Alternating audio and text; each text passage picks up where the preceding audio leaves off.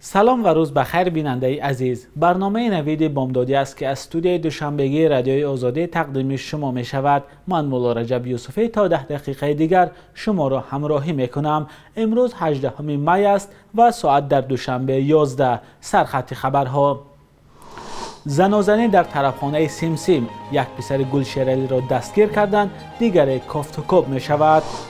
در حادثه دیوشتیج 5 نفر از جمله کودکان جان باختند و 6 دعوای نو در پرونده عزت امان.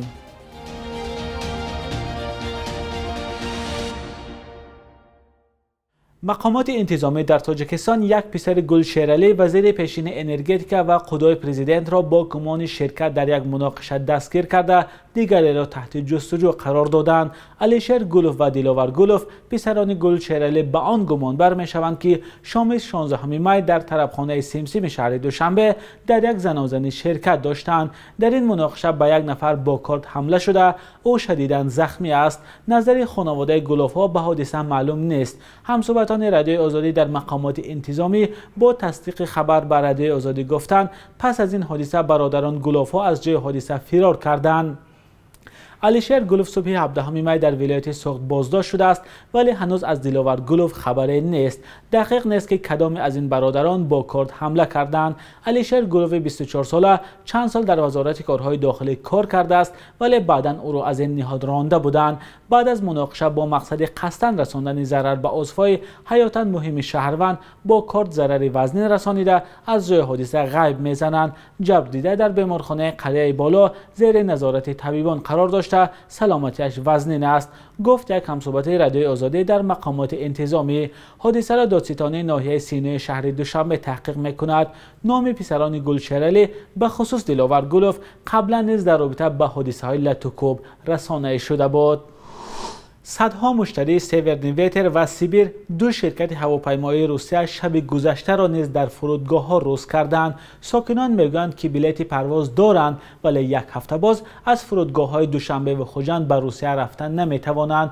نمایندگان دو شرکت روسی مسئولیت را به دوش آژانس اویاسیون شهروندی تاجیکستان گذاشتند، اما دیرکتور آژانس گفت که منع موقت پروازها به آن خاطر است که شرکت ها طلبات مقامات درباره پایین کردن نرخ چیپته را اجرا نکردند. اکرام سبحانزاده دیرکتور آژانس اویاسیون شهروندی صبح 18 می به خبرنگاری رادیوی آزادی گفت که برای پرواز مسافران در بعد مانده به طور استثنا اجازه میدهند. برای بردن مسافران از جانب تاجیکستان شرکت سامان ایر و از طرف روسیه شرکت های اورالسکی اویالینی، یوتر، سیبیر و سیورنیویتر اجازه دارند. همکارم علیشیر ظریفی این موضوع را پیگیری داشت و قبل از برنامه با او صحبت داشتم. نخست از علیشیر پرسیدم که مقامات درباره وضع پیش آمده چی میگویند. چند روز باز ما این موضوع را پیگیری داریم و دیروز برای دسترس نمودن معلومات به آژانسی اویاسیون شهروندی رفته بودیم که در اونجا گفتند که رهبرشون نیست و صبح امروز اکرام سبحانزاده رئیس آژانس شهروندی تاجیکستان در صحبت حضوری به ما گفت که دیروز زمانی که ما به آژانسی رفته بودیم آنها در فرودگاه شهر دوشنبه با مسافران ملاقات داشتند. رئیس آژانسی تاکید نمودند که در ملاقات با مسافران به آنها وعده داده است که در زودترین فرصت مسئله سفرشان به شهرهای گوناگون روسیه حل می شود.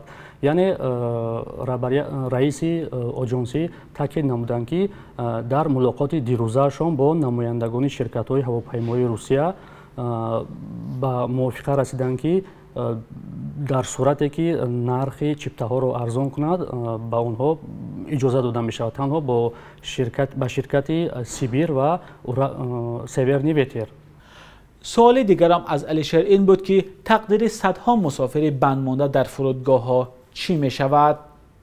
رئیس آژانس شهروندی تاکید نمودند که صدها مسافری که فعلا در فرودگاه ها در ماندند از شرکت هایی که آنها بلیط خریدند، چیپته خریدند، با آن شرکت ها یعنی که شرکت سیورنیویتر و سیبیر اجازه داده می شود که همین مسافران را به شهرهای گوناگون روسیه برسانند و بعدا تنها در صورت به آنها اجازه داده می شود که نرخ چیپته را پایان برند. یعنی رئیس آژانسی از آن نگرانی نمود که رهبران شرکت های هواپیمایی سازشی که قبلا имзо карда буданд, ба мувофиқа расида буданд. ҳамин созиш аз сӯи намояндагони худи ширкатҳо вайрон карда шуд. Бинобар ин он кас гуфтанд ки мо мушоҳида кардем ва дақиқ намудем ки аз замон нархе ки набояд аз 8500 сомонӣ боло фурӯхта шавад нархи билетҳо, аз ин болотар мефурӯхтанд, ҳатто бо нархи 13-14 сомонӣ.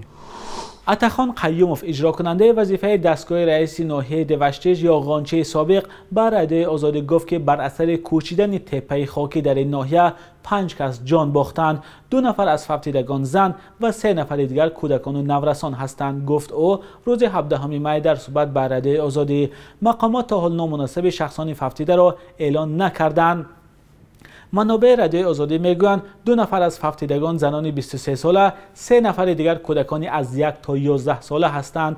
حادثه بعد از ظهر 17 می در جماعت اسماعیلی سامانه ناحیه دوشتیج رخ داده است. مقامات گفتند در پی بارانگری های روزهای اخیر تپه خاکی فرو رفته به خانه ساکنان در آمده است.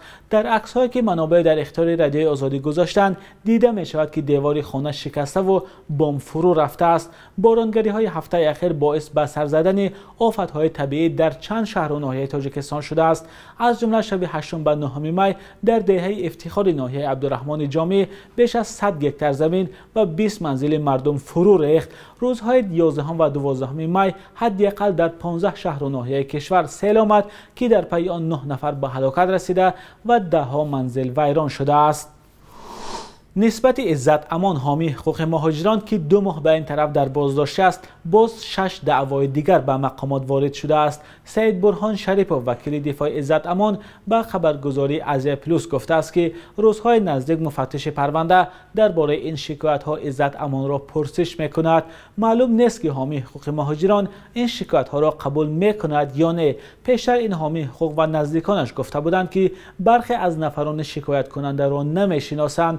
عزت امان رئیس مرکز تاجیکان و یک از حامیان حقوق مهاجران روز 25 مارس امسال در مسکو ناپدید و بعد از 2 روز در تاجیکستان پیدا شد. دادگاه ناحیه تویر شهر مسکو او را به فعالیت غیر قانونی گناهکار کرد. در تاجیکستان او را به قلابی متهم می‌کنند.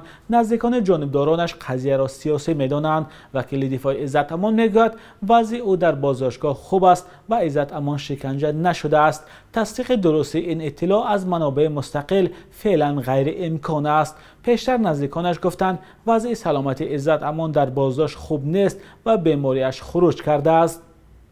عزت امان پیوسته از حکومت تاجیکستان تنقید میکرد که برای حمایت از حقوق شهروندانش در روسیه سعی و کوشش به خرج نمیدهد. سازمان زیر رهبری او همچنین به مهاجران محتاج کمک حقوقی و گاه کمک مالی میرساند.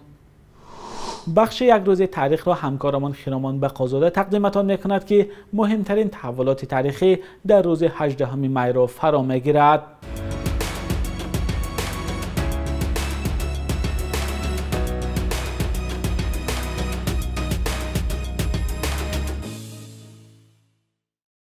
18 مای در تاریخ اتحادیه شوروی یک سنه فاجعه بار است.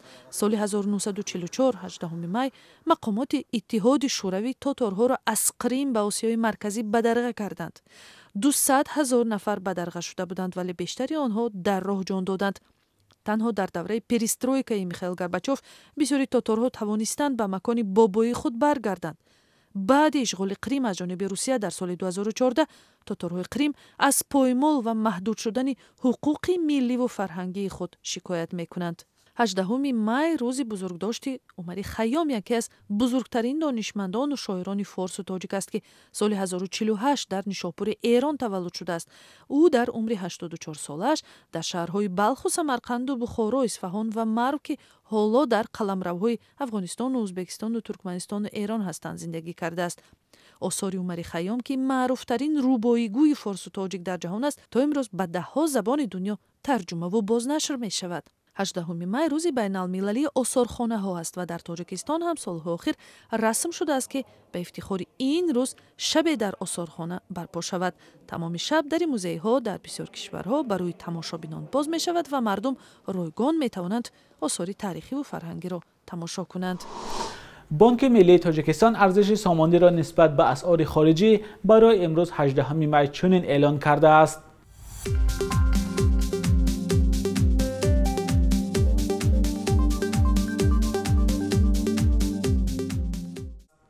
بیننده عزیز، برنامه نوید بامدادی بود که با تازه ترین خبرهای تاجیکستان و جهان از استودیوی دوشنبگی رادیوی آزادی تقدیم شما شد. اخبار از این بیشتر رو در سامانه رادیوی آزادی و صفحه های ما در شبکه‌های اجتماعی پیدا کنید. فردا در همین وقت و ساعت شما را منتظریم.